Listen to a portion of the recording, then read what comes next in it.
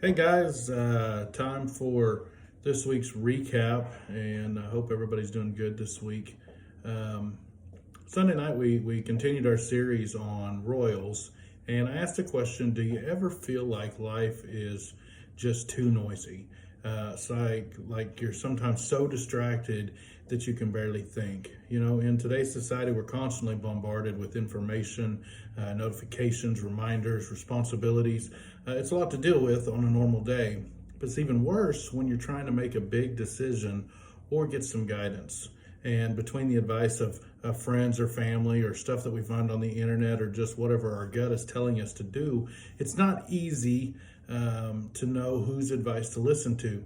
And so, thousands of years ago, there was a man named Solomon who became king after King David, and he had a conversation with God because Solomon had a lot of important decisions to make. And so, how did Solomon figure out who to listen to?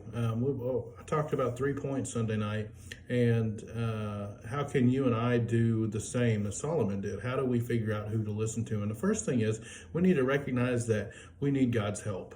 If you go back a couple of weeks, remember this is where Absalom kind of had it wrong. And so we don't want to be like Absalom. We want to be like Solomon, who was quick to recognize that he had a lot to learn. Next, ask for what you need, not what you want. Excuse me. Solomon, he could have asked for riches or fame or more power. He could have asked for anything that he wanted, but because God didn't give him any rules, but what did he ask for? He asked for wisdom. Solomon chose to focus on what he really needed, not what he wanted. And then lastly, remember who you are matters more than what you have. When given the chance, Solomon asked God for something that would grow his character, not his bank account, not his collection of whatever he collected.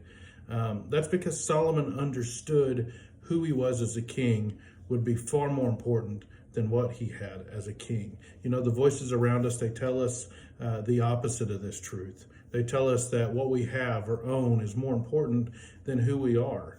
And so we need God's wisdom to help us see the difference between focusing on something that we want, like money, reputation, popularity, opportunities, or stuff, and focus on, what we truly need. And so, God, like I said, told Solomon he could have anything he wanted. Solomon asked God for the same thing that would encourage each and every one of you to ask God for. And the whole point of Sunday night's lesson is because when we're not sure who to listen to, we can ask God for wisdom. So if you've got voices in your head, people telling you different things, know that you've got to turn to God. You've got to ask God for wisdom. Yes, God can use people that are already in your lives to speak to you, but make sure that that's what's happening. Don't be listening to the people that are steering you the wrong way or the wrong direction. And so, again, when you're not sure who to listen to, go to God for your wisdom. That's all I got for you this week. Excited about this Sunday night as we close out our series on Royals, and I look forward to seeing everybody again. See y'all later. Bye.